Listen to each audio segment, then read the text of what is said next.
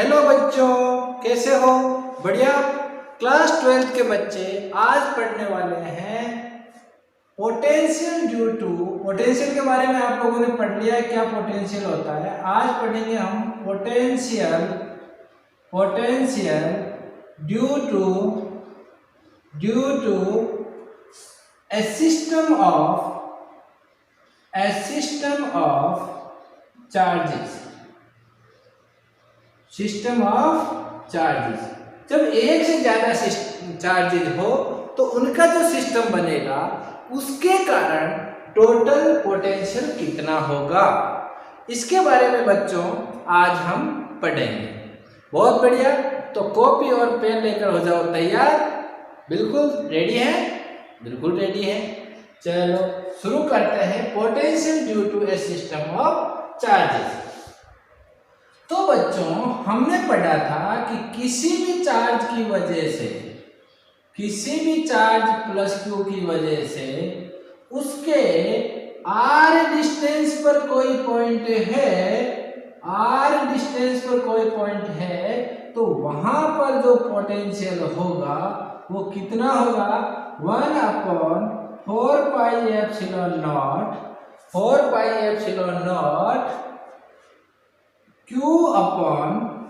Q है ना, plus का क्यू है तो प्लस में होगा, माइनस नेगेटिव है तो नेगेटिव होगा।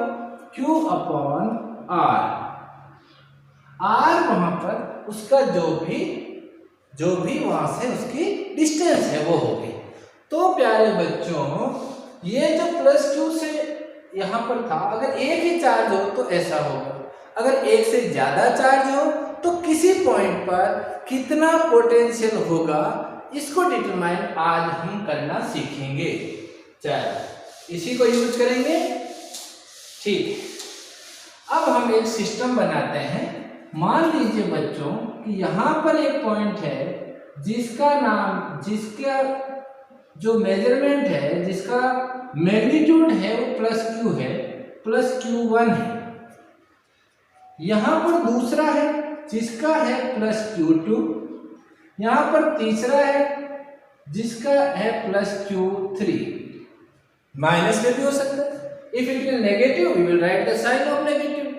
ओके, और यहां से P डिस्टेंस पर कोई पॉइंट है जहां से इसकी डिस्टेंस R1P है, Q1 का P से। Q2 की जो डिस्टेंस है बच्चों वो है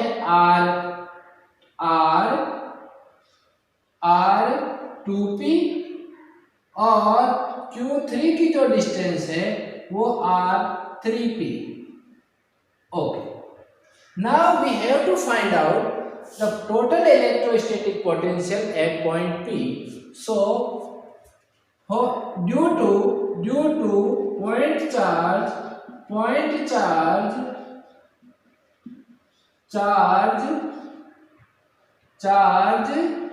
Q1, what will be the potential at point P?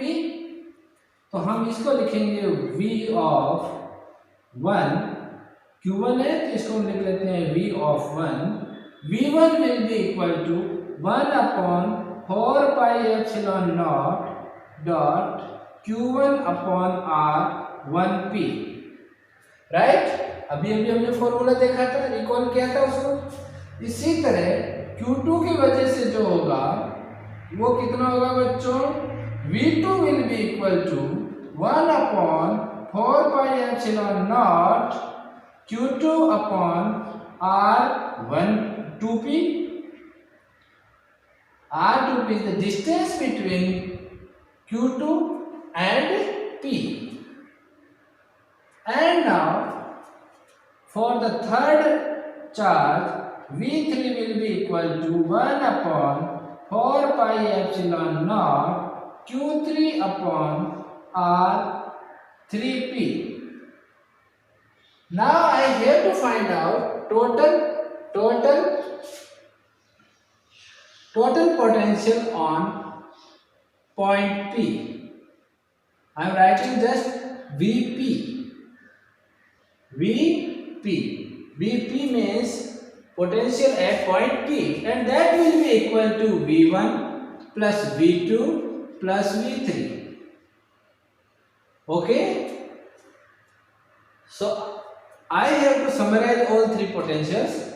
First, 1 upon 4 pi epsilon naught, 4 pi epsilon naught into Q1 upon R1P plus 1 upon 4 pi epsilon naught, therefore Q2 upon R2P plus 1 upon 4 pi epsilon naught Q3 upon R3P.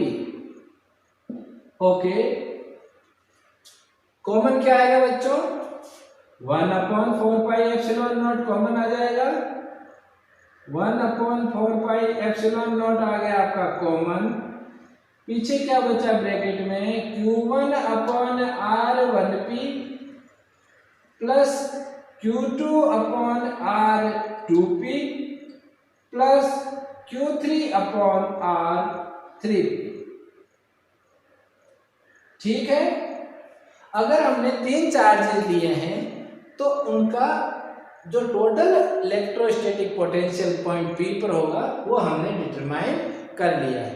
अगर 3 से ज़्यादा हो तो हम इसी में add करते जाएंगे। n है तो इसी में हम ऐसे लिखेंगे। n के लिए क्या लिखेंगे बच्चों?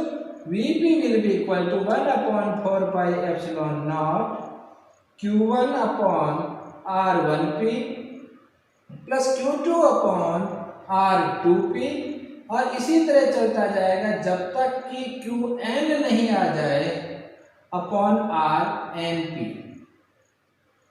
ऐसे लिखेंगे।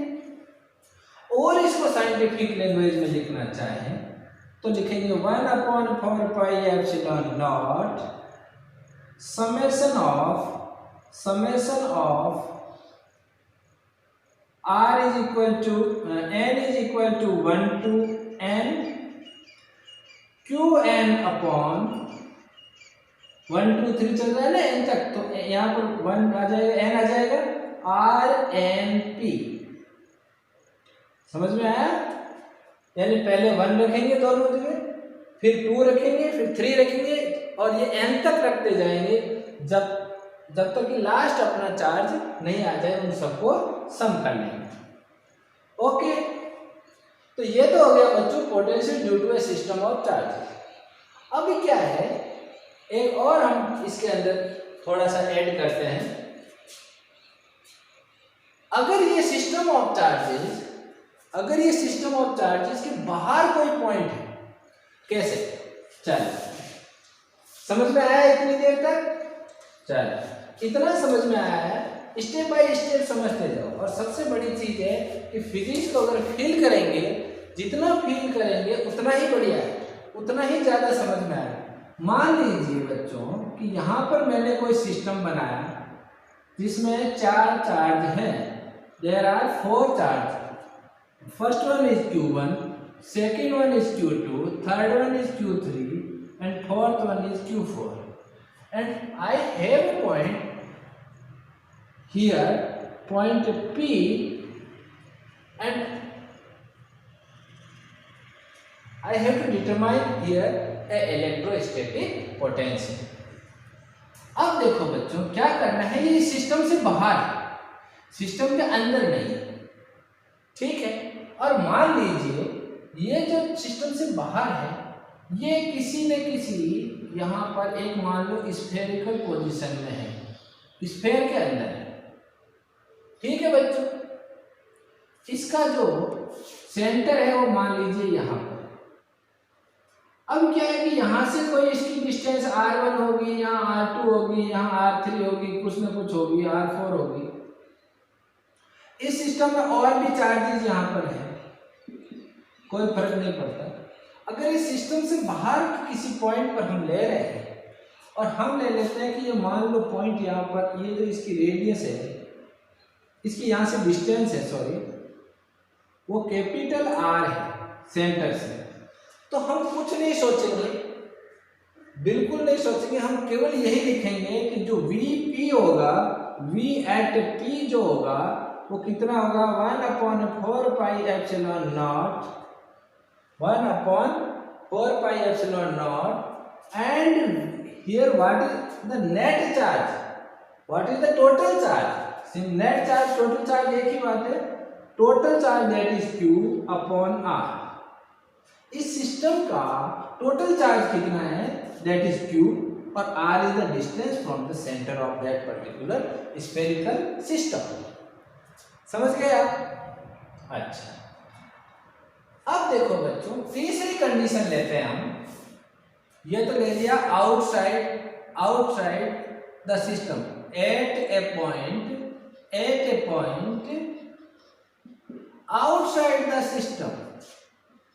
outside the system बहुत बढ़िया, चलो हो गया।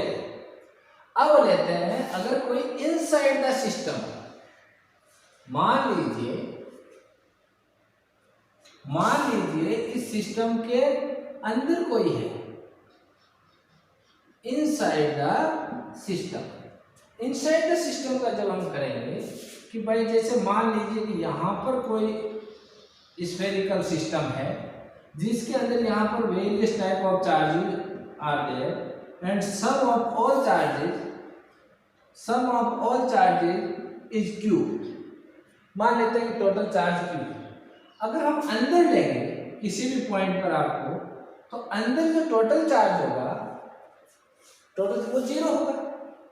सो यहाँ पर जो इलेक्ट्रोस्टैटिक पोटेंशियल होगा वो भी इस पॉइंट पर क्या होगा 0 होगा, अंदर नहीं होगा। इस अगर कोई पॉइंट के किसी भी सिस्टम के अंदर की साइड में मान लीजिए कि यहाँ पर कोई पॉइंट मैंने पी लिया, सारा चार्ज बाहर है, तो अंदर Vp क्या होगा 0 होगा। अगर ऐसा नहीं होगा, ये तो केस फर्स्ट हो गया, ये कैसा केस हो गया, मैंने फर्स्ट केस ले लिया। केस सेकंड एक और ले लेता हूं। इसकी जो सरफेस है यहां पर चार्ज डिस्ट्रीब्यूट नहीं होकर इसके अंदर की साइड में चार्ज डिस्ट्रीब्यूट है, राइट। और अगर मुझे कहा जाए कि एक पॉइंट P जिसकी डिस्टेंस यहां से R है, पॉइंट P पर यहां पर कितना होगा, ठीक है, and R is less than, इसको कैपिटल R ले लेते हैं, बाकी भी जैसे ले लेते हैं, ठीक है, and R is less than the radius of that surface sphere. एक ही बात है, सरफेस की लो चाहे स्फीयर, क्योंकि स्फेरिकल सरफेस है। ऐसी सिचुएशन में जो अंदर जो होगा, देखो बहुत सिंप्लीफाई करने की कोशिश की है मैंने, अंदर जो इलेक्ट्रोस्टैटिक पोटेंशियल होगा वो कितना होगा 1/4πε0 Q।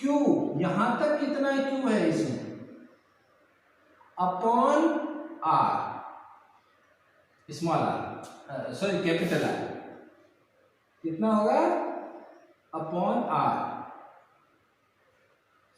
अपॉन R, ठीक है बच्चों, अपॉन R कैपिटल R। यहां तक की रेडियस होगी, बाहर कितना ही हो, चाहे सरफेस पे हो चाहे बाहर कहीं पर भी हो, इस कैपिटल R को हम कंसीडर करेंगे। चलो ठीक है, अब एक केस लेता हूं मैं, on the surface, on the surface पर कितना होगा। चलो ये कोई स्फेरिकल सेल है, इसके यहां सरफेस पे चार्ज है और यहीं पर पॉइंट P है, कि हमने बाहर ले लिया अंदर ले लिया, अब सरफेस बच गया। यहां पर कितना होगा जब यहां इसकी रेडियस R है और यहां से इसकी डिस्टेंस भी R है, R is equal to R, then we consider it as a point charge. जैसे सबको मिलाकर यहाँ चार्ज कितना है Q है, एक पॉइंट चार्ज, और वो कहाँ पर सिचुएटेड है, वो कहाँ, उसकी पोजीशन कहाँ है, at the centre of the sphere.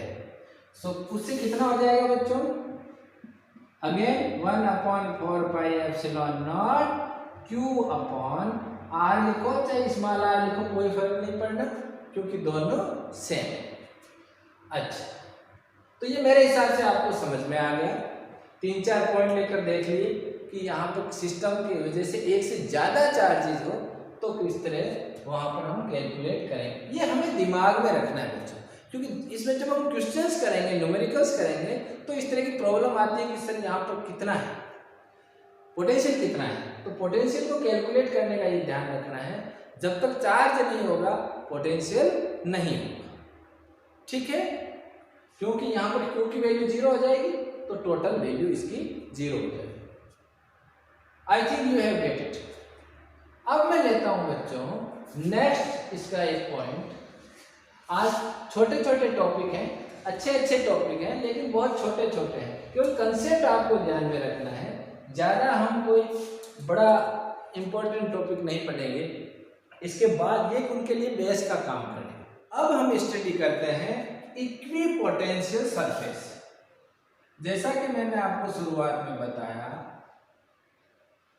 कि ये केवल कंसेप्चुअल चीजें हैं। Equipotential surface. अब ये 1 नंबर का सवाल इसमें से बनता है कि इस चीज के लिए ये चार्ज की पोजीशन ये है, तो आप बताइए कि इक्विपोटेंशियल सरफेस कौन सा होगा, कैसा बनेगा। तो बच्चों इक्विपोटेंशियल, यहाँ नाम से ही हमें लग रहा है कि इक्वल पोटेंशियल होना चाहिए, इक्वल पोटेंशियल होना चाहिए। अगर ऐसा सरफेस, कोई भी ऐसा सरफेस जिसमें इक्वल पोटेंशियल है तो उसे हम कहेंगे इक्विपोटेंशियल सरफेस। बहुत ही सिंपल। चलो पहले हम देखते हैं, देखो कुछ केस देखेंगे अपन। पहले केस में क्या देखेंगे कि एक पॉइंट चार्ज है, पॉइंट चार्ज है। ऐसी सिचुएशन में इस पॉइंट चार्ज के लिए इक्विपोटेंशियल सरफेस क्या होगा।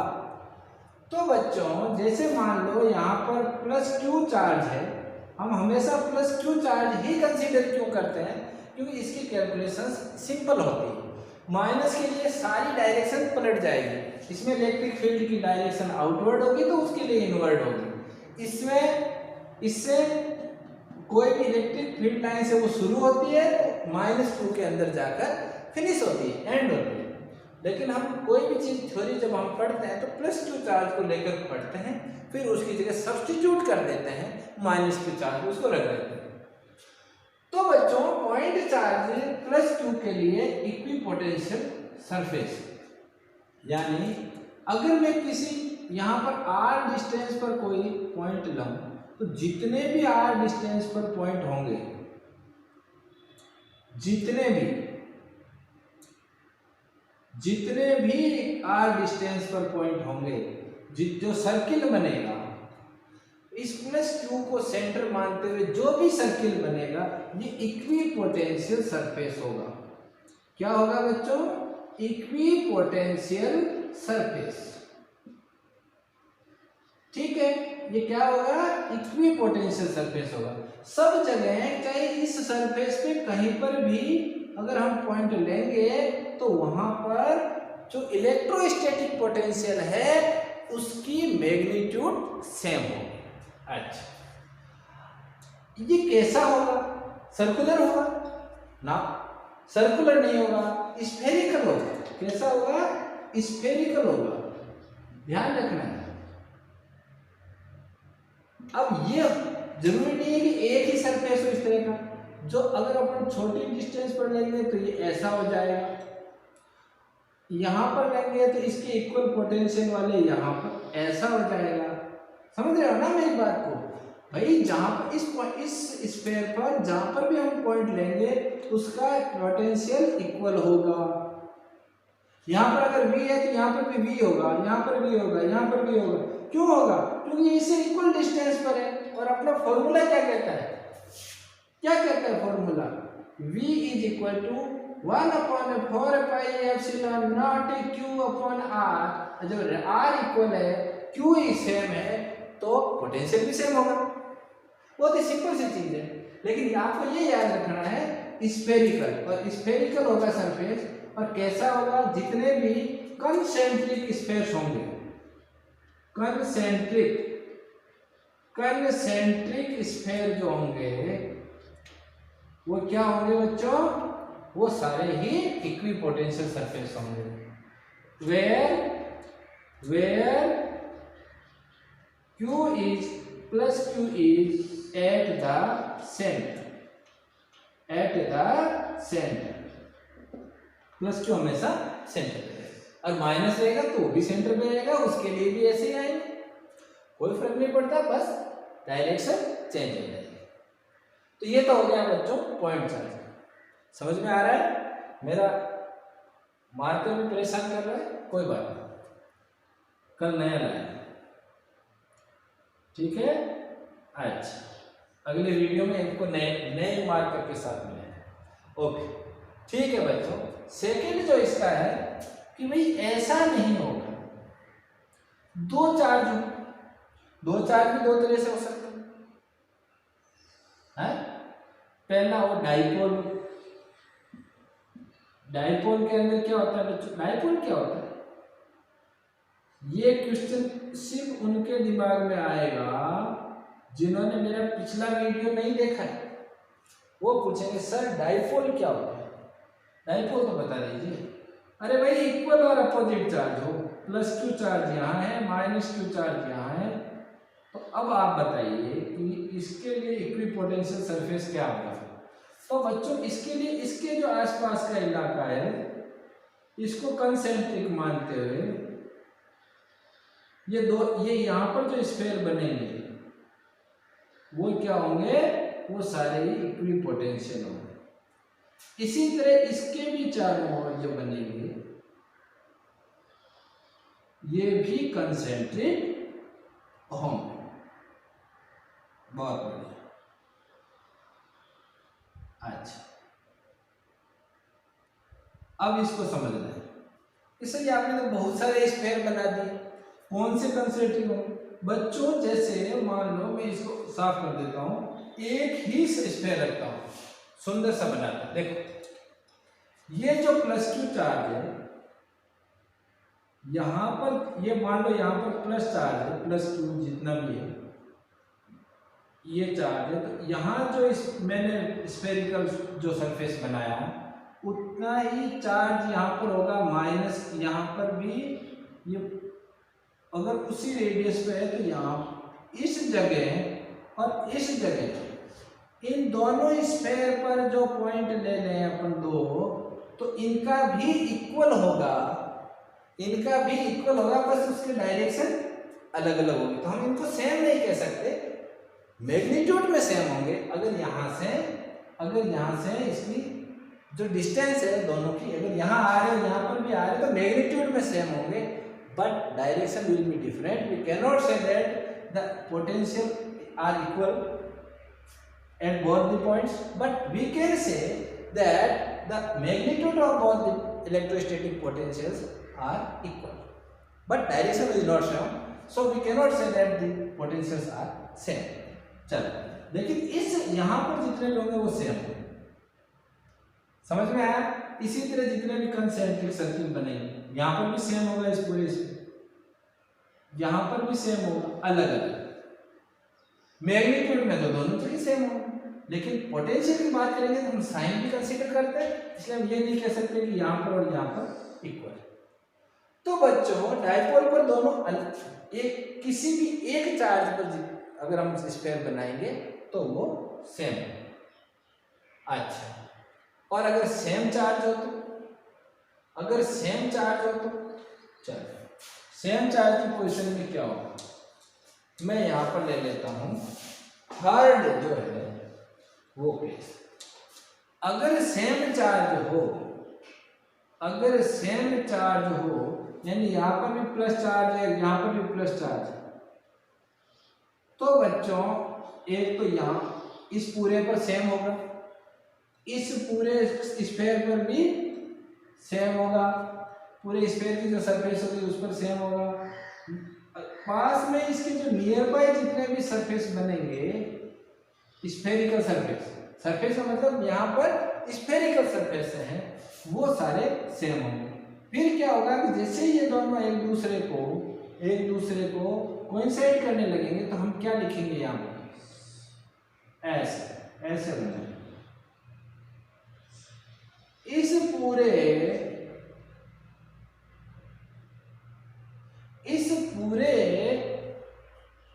सरफेस पर भी पोटेंशियल सेम होगा। क्योंकि यहां से इसकी डिस्टेंस सेम है, यहां पर दोनों का डिस्टेंस जो आएगी नेट, जो इसका रेडियल जो डिस्टेंस होगी, जिसको वेक्टर अपन डिस्टेंस डिस्प्लेसमेंट कह सकते हैं, वो यहाँ पर सेम होगा। डिस्प्लेसमेंट नहीं कह सकते, डिस्टेंस कह सकते हैं, वो सेम होगा। और दोनों का इम्पैक्ट जो आएगा यहाँ पर मिलकर आएगा, क्योंकि दोनों सेम है। इसकी डिटेल में भी हम नहीं जाएंगे क्योंकि ज़्यादा डिटेल अपने यहाँ पर सिलेबस में नहीं है, तो बहुत ज़्यादा डिटेल में नहीं जाना। ठीक है, अब केवल कंसेप्ट ध्यान रखना है। ठीक है बच्चों, अच्छा ये होगा जब सेम चार्ज है ना, pair of same charge, dipole नहीं, सेम चार्ज। एक सिचुएशन और रह गई, उसको भी हम डिस्कस कर लेते हैं। और वो सिचुएशन क्या है बच्चों, जैसे मान लो कि ये एक इलेक्ट्रिक फील्ड है। ये क्या है, इलेक्ट्रिक फील्ड है जिसकी डायरेक्शन ये है। ठीक है बच्चों, ये इलेक्ट्रिक फील्ड है, किसके कारण है हमें नहीं पता, हम नहीं जानते। किसी भी चीज के कारण, किसी भी एक्सटर्नल इफेक्ट के कारण यहाँ पर इलेक्ट्रोस्टैटिक फील्ड है, इलेक्ट्रिक फील्ड जिसको हम बोलते हैं। और ये यूनिफॉर्म है। कैसा है, यूनिफॉर्म इलेक्ट्रिक फील्ड। अच्छा, इसकी डायरेक्शन ये है। तो बच्चों यहाँ पर जितने ये जो प्लेन बनेगा,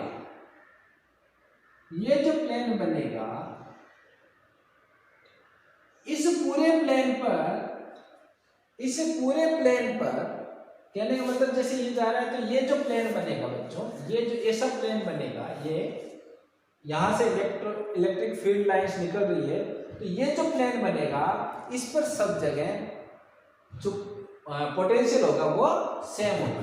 तो इस तरह के जितने भी प्लेन बनेंगे, इसके परपेंडिकुलर जितने भी प्लेन बनेंगे वो सब सेम होंगे। अगर अपन ऐसे भी बनाएंगे किसी भी एक एंगल पर, ये तो परपेंडिकुलर लिए हमने इसके, लेकिन अगर ऐसा नहीं होगा, थोड़ा हम आगे बढ़ के बता रहे, ये इक्विपोटेंशियल सरफेस है, ये भी इक्विपोटेंशियल सरफेस है।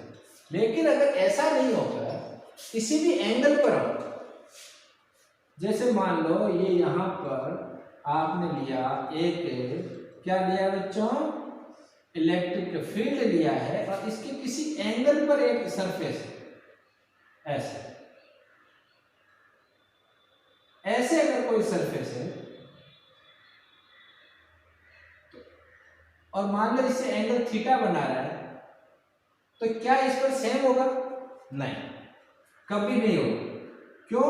क्योंकि यहाँ पर जो है हमें नहीं पता कि इस इंक्लिनेशन के कारण कितनी फील्ड लाइन यहाँ से जा रही है। यूनिफॉर्म है, लेकिन इसके अंदर कितनी फील्ड लाइन जा रही है उसकी हमें जानकारी नहीं है। टोटल का तो अपने पास फॉर्मूला है, लेकिन इस पॉइंट का हम जज नहीं कर सकते, तो हम कहेंगे कि इक्विपोटेंशियल नहीं है, इक्विपोटेंशियल नहीं है, इक्विपोटेंशियल नहीं है। ठीक है बच्चों, आपने समझा इसको, इक्विपोटेंशियल सरफेस क्या होता है। छोटा सा एक कंसेप्ट और है, जो उसको देने के बाद अपन आज का वीडियो एंड करेंगे। आप लोग बहुत बढ़िया पढ़ रहे हो, आज थोड़ा स्पीड से भी हम चल रहे हैं। क्यों चल रहे हैं? क्योंकि ये कंसेप्चुअल है, ज़्यादा अपन डिटेल में नहीं। ठीक है बच्चों, मिलते हैं नेक्स्ट वीडियो में। तब तक के लिए आप स्टडी चालू रखिए और मिलेंगे और अच्छे वीडियोस लेकर। आपका सिलेबस यूं ही कंटिन्यू रहेगा। ओके बच्चों, बाय।